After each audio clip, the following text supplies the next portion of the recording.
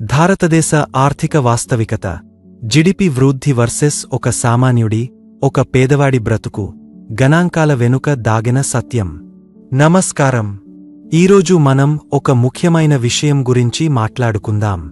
మన భారతదేశం ప్రపంచం మొత్తం మీద 4వ అతిపెద్ద ఆర్థిక వ్యవస్థగా జీడీపీ ఎదుగుతుండటం మనందరికీ ఎంతో గర్వకారణం. కానీ ఈ పెద్ద అంకెలు చూసి మనం సంబరపడిపోయే ముందు దీని వెనుక ఉన్న ఒక చేదు నిజాన్ని కూడా మనం అర్థం చేసుకోవాలి. ఆర్థిక వ్యవస్థ పరిమాణంలో మనం పైకి వెళ్తున్నా ప్రపంచములో ఉన్న అన్ని దేశాల పేదరిక సూచీలో మనం 66వ లేదా 67వ స్థానంలో ఉన్నాం. ఇంత పెద్ద ఆర్థిక వ్యవస్థ కలిగిన దేశం అభివృద్ధిలో ఇంత వెనుకబడి ఉండటం నిజంగా దౌర్భాగ్యమైన స్థితి. ఆర్థికంగా మనం ప్రపంచ దేశాల సరసన అగ్రస్థానంలో నిలబడుతున్నా ప్రజల నిజమైన అభివృద్ధి విషయంలో మాత్రం ఇలా వెనుకబడి ఉండటం నిజంగా మనం ఆలోచించాల్సిన చాలా బాధాకరమైన విషయం. వలం సంఖ్యలు పెరగడం ముఖ్యం కాదు, ఆ పెరుగుదల ప్రతి పౌరుడి ఇంటి గడప దాటాలి. జిడిపి వర్సెస్ తలసరి ఆదాయం, దేశం దగ్గర ఎంత డబ్బు ఉందనేది ముఖ్యం కాదు, ఆ డబ్బు సామాన్యుడి జేబులోకి ఎంత చేరుతుందనేదే అసలైన అభివృద్ధి. జీడీపీ అంటే దేశం మొత్తం సంపాదించే ఆదాయమైతే తలసరి ఆదాయం అంటే ఆ మొత్తాన్ని దేశ ప్రజలందరికీ పంచితే ఒక్కొక్కరికి వచ్చే భాగం. దేశం ధనవంతుడైనా ఆ సంపద కేవలం కొద్దిమంది దగ్గరే ఉండిపోయి సామాన్యుడికి అందనప్పుడు ఆ ఎదుగుదల వల్ల మన జీవితాల్లో ఎలాంటి మార్పు ఉండదు. అసలు లెక్క ఇదే. దేశం బాగుండాలంటే కేవలం జిడిపి పెరిగితే సరిపోదు, తలసరి ఆదాయం పర్ క్యాపిటా ఇన్కమ్ పెరగాలి. మన దేశం జిడిపిలో 3వ స్థానానికి వెళ్లినా సామాన్యుడికి వచ్చే లాభం ఏమీ లేదు. అసలైన లెక్క దేశం సంపద వర్సెస్ మీ సంపద. నిజమైన లెక్క ఇక్కడే ఉంది. దేశం ఆర్థికంగా ఎదిగింది అని చెప్పడానికి కేవలం జీడీపీ పెరగడం ఒక్కటే సరిపోదు. సామాన్య ప్రజలందరి జీవన ప్రమాణాలు మెరుగుపడాలంటే తలసరి ఆదాయం పర్ క్యాపిటా ఇన్కమ్ పెరగడం చాలా ముఖ్యం. మన దేశం జీడీపీ పరంగా ప్రపంచంలో 3వ స్థానానికి చేరుకున్నా ఆ సంపద కేవలం కొద్దిమంది దగ్గరే ఉండిపోయి సామాన్యుడికి అందనప్పుడు ఆ ఎదుగుదల వల్ల మన జీవితాల్లో ఎలాంటి మార్పు ఉండదు. దేశం ధనవంతం అవ్వడం కాదు, ప్రతి భారతీయుడు ఆర్థికంగా బలపడటమే నిజమైన అభివృద్ధి. అసలు ఇలా ఎందుకు జరుగుతుందంటే దేశంలోని సంపద అంతా కొద్దిమంది చేతుల్లోనే ఉండిపోవడమే దీనికి ప్రధాన కారణం. దీనినే సంపద కేంద్రీకరణ అంటారు.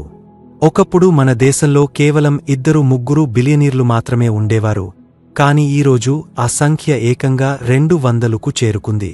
అంటే దేశం సాధిస్తున్న ఆర్థిక వృద్ధిలో సింహభాగం ఈ కొద్దిమంది ధనవంతుల దగ్గరికే వెళ్తోంది తప్ప కష్టపడి పనిచేసే సామాన్యుడి వరకు ఆ డబ్బు చేరడం లేదు. రాజకీయ పార్టీ ఏదైనా, అది కాంగ్రెస్ కావచ్చు లేదా బీజేపీ కావచ్చు, ప్రభుత్వాలన్నీ ఎక్కువగా ధనవంతుల ప్రయోజనాలకే పెద్దపీట వేస్తున్నాయి. పెద్ద పెద్ద వ్యాపారవేత్తలకు అన్ని రకాల వెసులుబాట్లు కల్పిస్తూ వారి కోసం అడుగులు మడుగులు ఒత్తుతున్న పాలకులు రోజువారీ కష్టపడే సామాన్య పౌరుడిని మరియు వారి కష్టాలను పూర్తిగా విస్మరించారు. దీనివల్ల దేశ సంపద అంతా ఒకే చోట పేరుకుపోతోంది తప్ప సామాన్యుడి బ్రతుకులో మార్పు రావడం లేదు. పేదరికం రజనీకాంత్ సినిమాలో చెప్పినట్లు పేదవాడు ఇంకా పేదవాడు అవుతున్నాడు, ధనవంతుడు ఇంకా ధనవంతుడు అవుతున్నాడు. రాజకీయం అంతా ఎలా ఉందంటే సినిమాల్లో రజనీకాంత్ గారు చెప్పినట్లు పేదవాడు మరింత పేదవాడిగానే మిగిలిపోతున్నాడు, డబ్బున్నవాడు మాత్రం రోజురోజుకు మరింత ధనవంతుడైపోతున్నాడు. సామాన్యుడి కష్టాన్ని గుర్తించకుండా కేవలం ధనవంతులకు లాభం చేకూర్చేలా పాలన సాగించడమే ఇప్పటి రాజకీయాల వెనుక ఉన్న అసలైన ఆలోచనగా మారిపోయింది. మనం నిజాయితీగా మాట్లాడుకుంటే ఆదాని మరియు అంబానీ వంటి అతి కొద్ది మంది ధనవంతుల ఆస్తులను పక్కన పెట్టి చూస్తే భారతదేశంలో సామాన్యుడి పరిస్థితి చాలా దయనీయంగా ఉంది. మన దేశం ప్రపంచంలోనే 4వ అతిపెద్ద ఆర్థిక వ్యవస్థ అని చెప్పుకుంటున్నా మరి ఇన్ని ఆకలి చావులు, ఇంత నిరుద్యోగ సమస్య ఎందుకు ఉన్నాయి? దేశం ఎదుగుతున్నప్పుడు ప్రతి ఒక్కరూ బాగుండాలి, కాని ఇక్కడ అభివృద్ధి కేవలం అంకెల్లోనే కనిపిస్తోంది తప్ప పేదవాడి కడుపు నింపడం లేదు. తలసరి ఆదాయం లెక్క. అసలు ఈ తలసరి ఆదాయం అంటే ఏంటో దాన్ని ఎలా లెక్కిస్తారో చాలా సులభంగా అర్థం చేసుకుందాం. దేశం మొత్తం మీద వచ్చే ఆదాయాన్ని, జీడీపీ, మన దేశంలో ఉన్న 140 కోట్ల జనాభాతో భాగస్తే వచ్చేదే ఈ తలసరి ఆదాయం.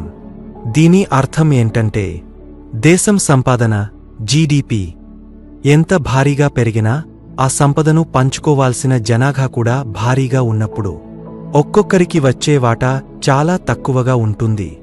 మీరు చెప్పినట్లు అది ముక్కులో పొక్క అంత మాత్రమే మిగులుతుంది. అందుకే మన దేశం మొత్తం సంపాదనలో ప్రపంచంలోనే 4వ స్థానంలో ఉన్నా ప్రతి మనిషికి అందే సగటు ఆదాయం విషయంలో మాత్రం మనం 125వ స్థానంలో వెనుకబడి ఉన్నాం. ఆఫ్రికాలోని కొన్ని చిన్న దేశాల కంటే కూడా మన తలసరి ఆదాయం తక్కువగా ఉండటానికి కారణం ఇదే. మనం నిజాయితీగా మాట్లాడుకుంటే ఆదాని మరియు అంబానీ వంటి అతి కొద్ది మంది ధనవంతుల ఆస్తులను పక్కన పెట్టి చూస్తే భారతదేశంలో సామాన్యుడి పరిస్థితి ఎంత దారుణంగా ఉందో అర్థమవుతుంది. దేశం మొత్తం మీద ఉన్న సంపదలో సింహభాగం ఈ కొద్దిమంది చేతుల్లోనే కేంద్రీకృతమై ఉంది. వీరి ఆస్తులను లెక్కలోంచి తీసేస్తే దేశంలోని సగం మందికి కనీసం తినడానికి తిండి కూడా దొరకని దయనీయ స్థితి కనిపిస్తుంది. జీడీపీ పెరుగుతోంది అని మనం సంబరపడుతున్నాం, కానీ ఆ పెరిగిన సంపద సామాన్యుడి ఆకలిని తీర్చలేకపోతోంది అనేది మనం అంగీకరించాల్సిన చేదు నిజం. ప్రపంచ దేశాలతో పోల్చి చూస్తే మన అసలు పరిస్థితి ఏంటో అర్థమవుతుంది. Bahrain, Oman, Kuwait, Malaysia, Dubai వంటి దేశాల తలసరి ఆదాయం మనకంటే ఎంతో ఎక్కువగా ఉంది. అందుకే మన దేశంలోని కూలీలు, మధ్యతరగతి ప్రజలు ఇక్కడ తక్కువ జీతాలకు పని చేయడం కంటే ఆ దేశాలకు వెళ్లి కష్టపడుతున్నారు.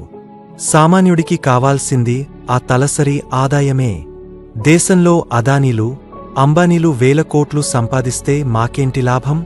మా నాన్న సెక్యూరిటీ గార్డుగా చేసినప్పుడు వచ్చిన 5,000, మా తమ్ముడు ఆఫీస్ బాయ్గా పనిచేస్తున్నప్పుడు వచ్చే 8,000 మాకు ముఖ్యం.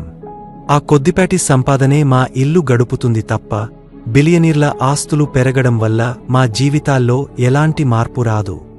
మన వాళ్ళు ఎందుకు వలస వెళ్తున్నారు?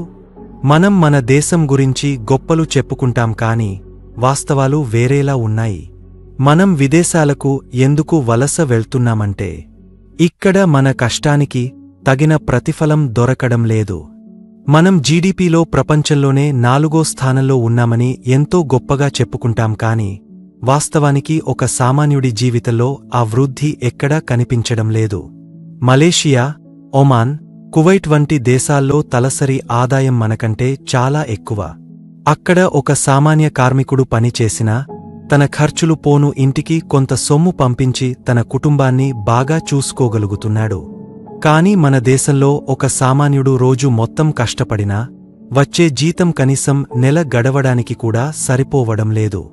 అందుకే మనం కేవలం అంకెలను చూసి మురిసిపోవడం ఆపి ప్రతి మనిషి ఆదాయం పెరిగేలా ఏం చేయాలో ఆలోచించాలి.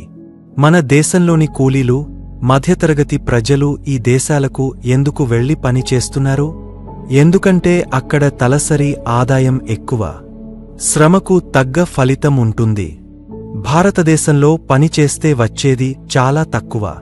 ఈ క్రింది దేశాల తలసరి ఆదాయ స్థానాలను చూడండి.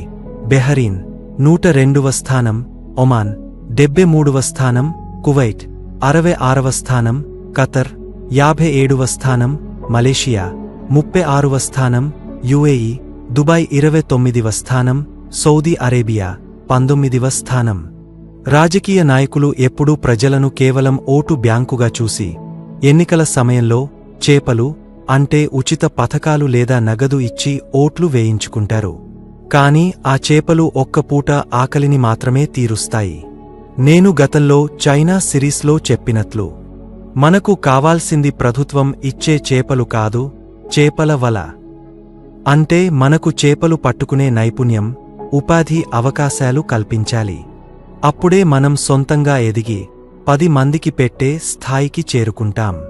కేవలం ఉచితాలు తీసుకుంటూ 5 ఏళ్లకోసారి ఓటు వేయడం వల్ల మన బ్రతుకులు మారవు, దేశం కూడా అభివృద్ధి చెందదు. జనాభా భారమా, ఆస్తుల భారమా? జపాన్ మరియు ఇండియా షిప్ ఉదాహరణ. జనాభా భారమా?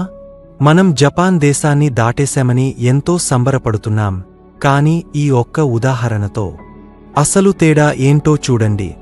ఒక ఓడలో $4 ట్రిలియన్ సంపద ఉండి అందులో కేవలం 4 మాత్రమే ఉంటే జపాన్లాగా ఆ ప్రయాణం ఎంత అందంగా, సౌకర్యవంతంగా ఉంటుందో ఊహించండి. కాని అదే $4 ట్రిలియన్ సంపద ఉన్న మన భారతీయ ఓడలో 140 కోట్ల మంది జనం ఉన్నారు. అందులోనే రాజకీయ నాయకులు, ధనవంతులు, పేదలు, మధ్యతరగతి, ఇలా అందరూ ఇరుక్కుపోయారు. అందుకే మన దగ్గర ఆకలి చావులు, నిరుద్యోగం తగ్గడం లేదు. మన దేశం వెనకబడటానికి ప్రధాన కారణం ఒకరు కష్టపడి సంపాదిస్తుంటే ఇంట్లో 4 ఖాళీగా కూర్చుని తినడం. ఇలాంటి పరిస్థితి మారాలి. ఇంట్లో ఎంతమంది ఉంటే అంతమంది పని చేసినప్పుడే కొత్త ఉద్యోగాలు క్రియేట్ అవుతాయి, దేశం నిజంగా ముందుకు వెళ్తుంది. కేవలం జనాభా పెరగడం కాదు, పనిచేసే చేతులు పెరగాలి. ఆకలి చావులు, నిరుద్యోగం తగ్గాలంటే ఇంట్లో ఉన్న ప్రతి ఒక్కరూ పని చేయాలి. ఒకరు సంపాదిస్తే 4 కూర్చుని తినే పరిస్థితి మారాలి.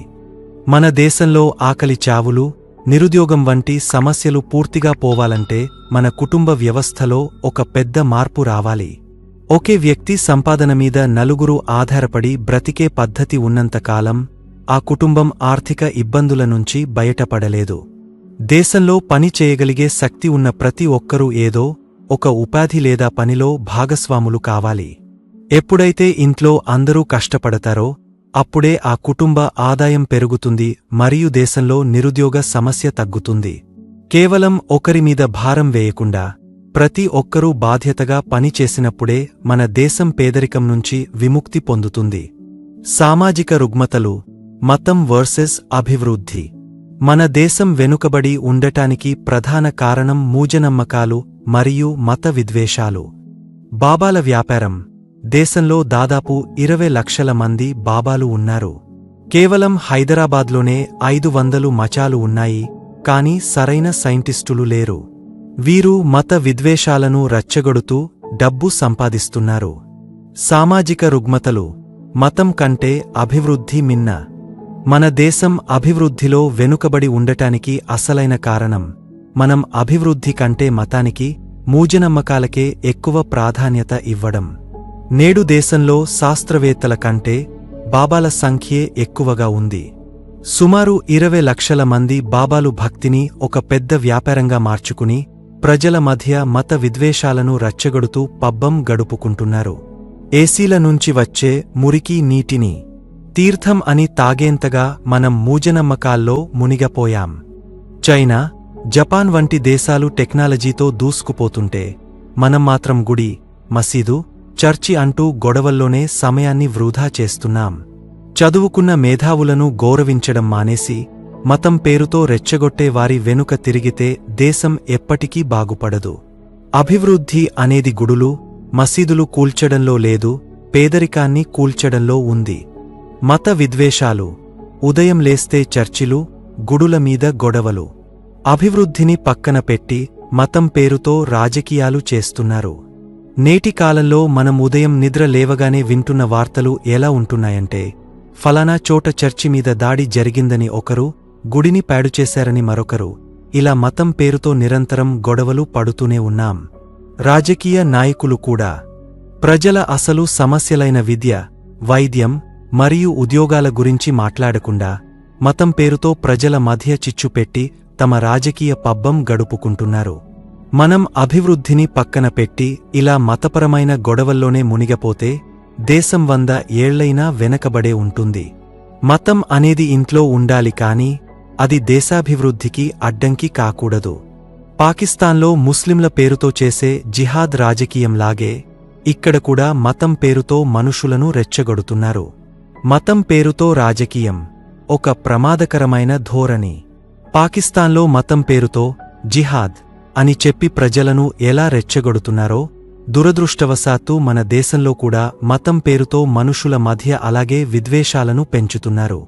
అక్కడ ముస్లింల పేరుతో చేసే రాజకీయాలలాగే ఇక్కడ కూడా ప్రజలను విడదీసి రాజకీయ నాయకులు లాభపడుతున్నారు.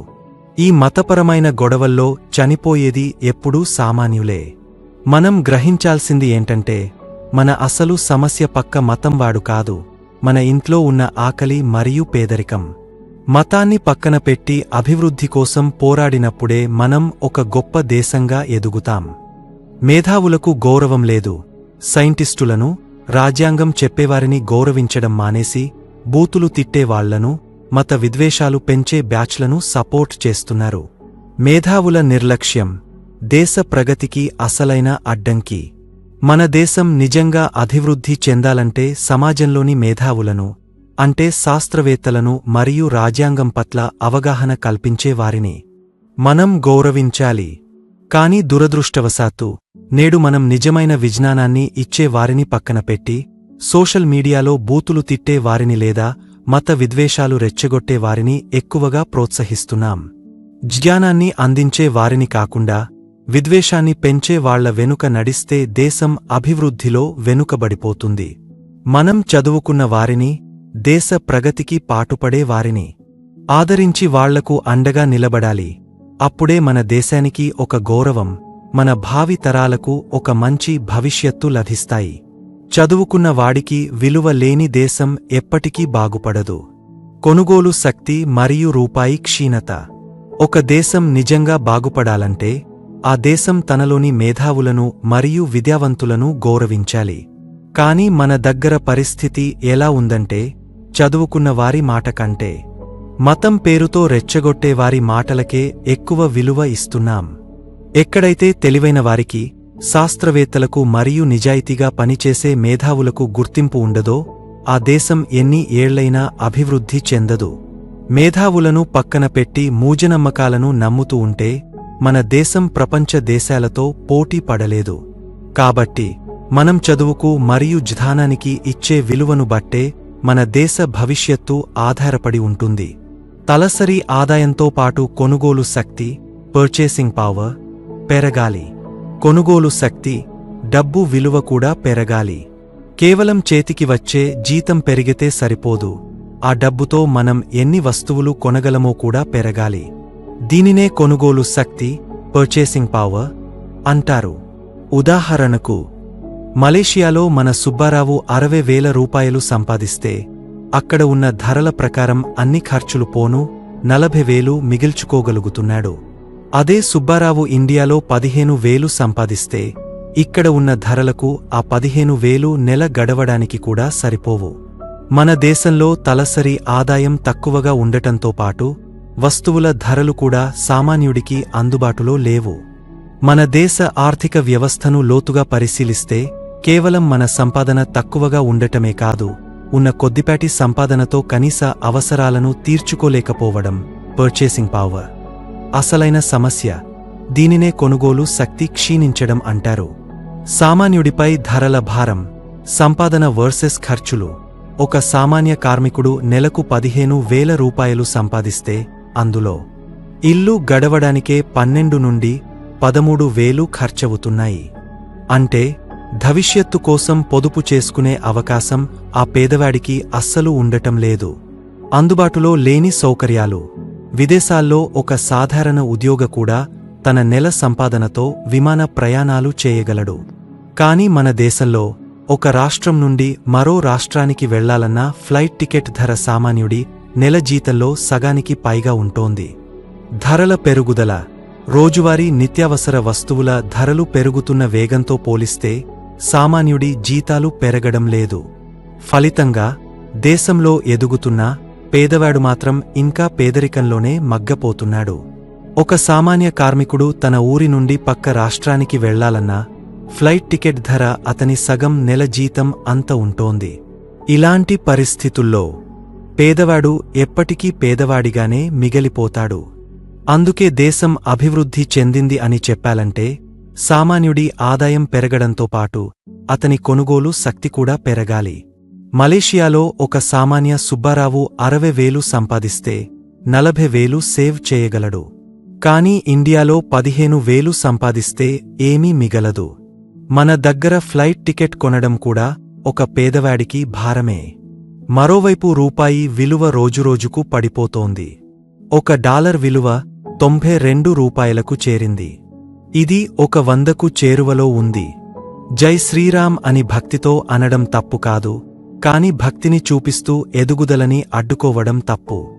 భక్తి మరియు అభివృద్ధి రెండూ కావాలి. భక్తి అనేది ప్రతి ఒక్కరి వ్యక్తిగత విషయం. జై శ్రీరామ్ అనడం లేదా భగవంతుడిని స్మరించుకోవడం అస్సలు తప్పు కాదు.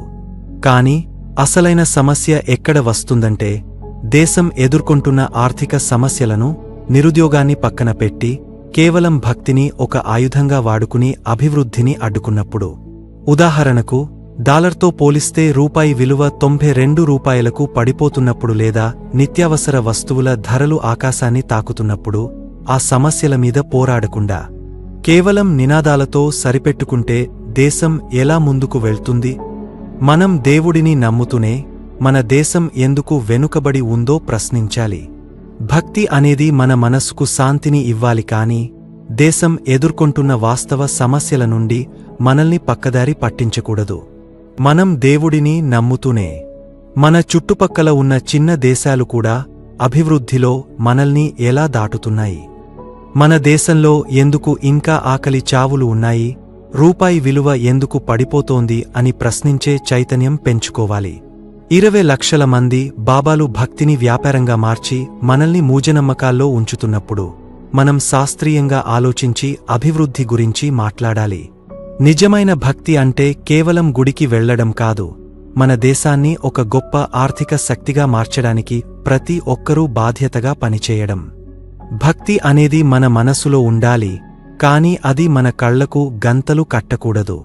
20 లక్షల మంది బాబాలు భక్తిని ఒక వ్యాపారంగా మార్చి ప్రజల మధ్య విద్వేషాలు పెంచుతూ అభివృద్ధిని అడ్డుకుంటున్నారు. మనకు కావలసింది భక్తితో కూడిన ప్రశాంతత మాత్రమే కాదు, ప్రతి భారతీయుడి చేతికి పని మరియు జేబులో డబ్బు.